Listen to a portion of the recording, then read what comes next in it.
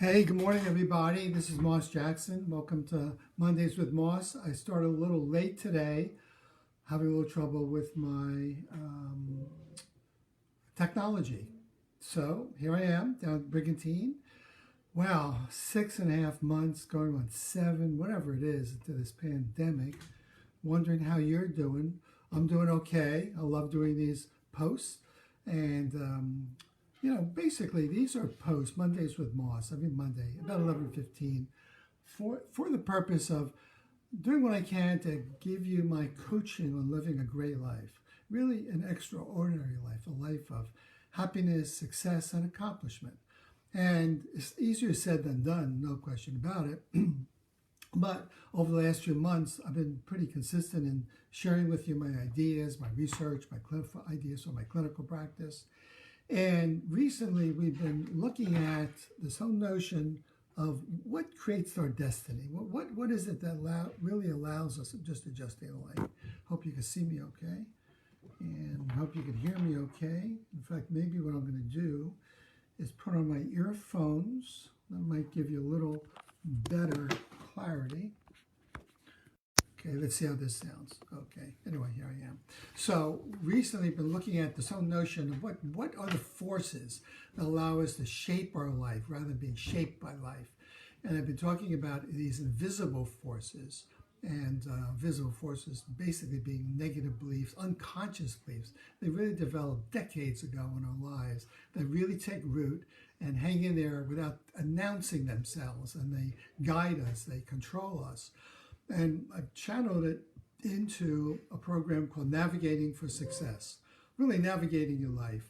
And a few weeks ago, I talked about living life as the victim, can't do, not good enough, nothing ever works. These are the invisible statements.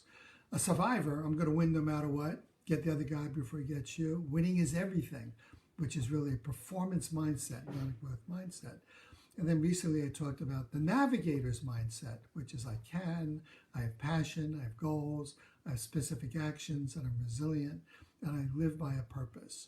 And then I started to move into the toolkit of best practices. Hey, Jeff, best practices of empathy, resilience, and today I'm going to be talking about self-awareness. It's the most important, I think. So we have 10 basic toolkit skills from the toolkit that help you to navigate a great life. Today is empathy. I can probably take 2 sessions because it's so important. I don't want to rush through it, so bear with me.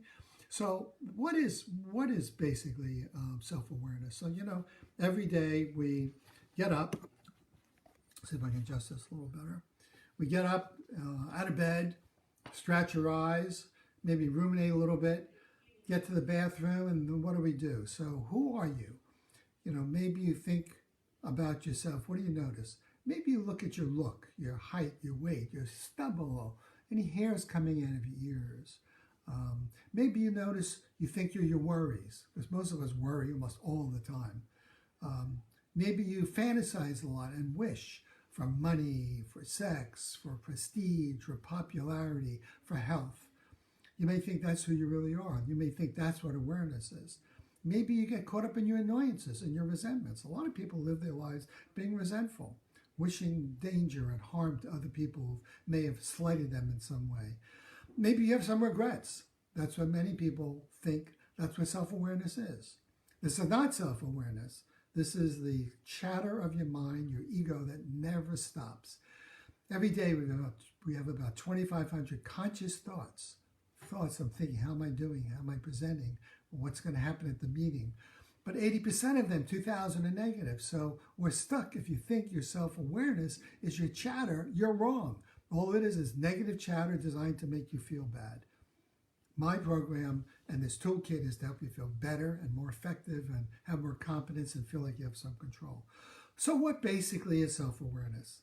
I think at the base, it's your ability to see yourself clearly, to know your thinking, to know your thoughts, to know what you're feeling, to feel what you're sensing in your body, to be able to know who you are, what you want, what you don't want, what your strengths and weaknesses are. It's really being able to observe yourself as a witness, as an observer, and say, oh, this is what I see, this is what I notice. Not that you're having those thoughts, but you're noticing that you're having the thought. Okay? Now, about 85–95% of the population in America say they think they're self-aware. But the research shows, though, is only about 10 or 15% of people are really self-aware. So why is self-awareness important? What's the purpose of it? Well, basically, it's to discover and reveal your true self. Not the self you see, not the self you're fabricating, not the self you want other people to think about you. That's presentation. No, it's your true self. It goes very, very deep. And if you can, it's to become more authentic and not a copy of someone else. So many of us look at someone else and we say, I want to be like him. I'll dress the way he or she does. I'll speak the way they do. I'll buy the car they do. So much advertising about, look at me, I'm popular, buy, and you'll have. That's not self-awareness. And that's not the purpose of having a great life. Also, it's to be able to control and change yourself if you want to discover your real self, not who you are in the mirror or your worries or your regrets or your wishes, because really what we just see is a body. We see a collection of thoughts and feelings. Your true self is really immaterial. You can't see it. You got to dig. You got to seek it out. You got to court it and draw it out. And you need courage. Why is it important? Well, I think if you are willing to seek your self-awareness and seek who you really are, you become happier. And then you have the tools. You can use the toolkit that I'm offering you. Empathy, resilience, self-awareness, self-control, in order to have a richer and happier life. It also allows you to find inner peace. If you don't accept yourself and love yourself, you'll never have inner peace. If you're looking for self-acceptance and love in the outside world, trying to prove, you'll always be chasing your tail. Also, let you let go of limiting beliefs. So personally, I want to tell you a little bit about myself, because I think there was a time, not I think, that I tried to define myself by being successful according to the world standards. I grew up growing up knowing how to be a survivor. I think as a young teenager, I felt like a victim. I hated that. I moved out of that pretty quickly and went into survival. I'll be successful no matter what. I didn't like my real self. I thought I was too vulnerable. I thought if I were authentic, people wouldn't like me, wouldn't love me, and they would tease me and bully me. I think I made that decision really, really early. So I hid that from myself. If I hid that from myself, I couldn't accept that of myself. How could I really show that side to other people? I thought that was weak. I thought if I was successful, I would like myself better. If I made more money, had a bigger car, had a nice house. If women found me attractive, I'd be more lovable. Man, I really, really spent a lot of time thinking about how to make an impression. If I had nice things, I'd like myself better. So many of us accumulate things to feel better, but it feels good for about 5 minutes, then the feeling's gone, and then we're stuck with ourselves. We don't even know who we are. Fact is, from my point of view, success, attention, and things we get are not enough. They were not enough for me. I think actually I was out of control for quite a while until I started to look inside and light my internal darkness. I lit a match. I shone a flashlight on my inner self and started to admit to myself I was not hot shit. I didn't like what I saw. I saw I was driven by hunger. I recently read a book called The Hungry Ghost, that we get addicted to something we think is going to save us, whether it's money, food, love, success. I think I was addicted for quite a while. I was driven. I don't think I was really self-directed. I was directed by this hungry ghost and this need to be successful and be loved. All this was automatic. I wasn't even aware of it. I wasn't taking charge. I thought it was the way it was supposed to be. I thought most people were living their lives that way. Well, I was on a driven path, and I thought I'd be happy if I could get to my destination. I just need to get there, then I'd be happy. So when I realized my life sucked and I wasn't very happy, I was out of control, I went to therapy. I got coaching. I did a lot of training, a lot of personal growth work. Been doing it for 30 years, actually. And I reinvented myself. I faced myself in the mirror clearly, not what I saw, not this part, but my inner part, my heart, my soul, and my darker side. I got to see, ask myself, what's really important? All these things important. I was doing it, but I wasn't feeling good about myself. So I started to think about there must be something different. There was something missing in me. It wasn't the outside world. I had to find it in myself. So I'm a work in progress. I've been working on myself for over 30 years. I think I'll die still working on myself, and I'm happy about it. I have a growth mindset. I'm curious. I don't mind being discovered for the ass I am sometimes. Sometimes I say stupid stuff, and when someone points it out to me, I say, thanks for pointing that out. That was kind of a stupid thing to say. It was inconsiderate. Then I apologize, take responsibility, and move on. So R.C. Blakes, an Afro-American minister I discovered lately, fascinating guy. You can find him on YouTube, R.C. Blakes. He asked a question, really, this is in terms of relationships. Do you expect to form an intimate relationship with another person if you don't know and you don't accept yourself? If you want a healthy relationship with someone else, you first need to have a healthy relationship with yourself. That doesn't mean being brilliant, being perfect. It means being real, being authentic, and telling yourself the truth, and maybe even others. So Carl Jung, therapist from 19th, 20th century, says, until you make the unconscious conscious, it will direct your life and you will call it fate. So remember, only about a very little bit of our 20% of our thinking is conscious, and 80% is unconscious, maybe even more. Some people say it's 90% unconscious. We're driven.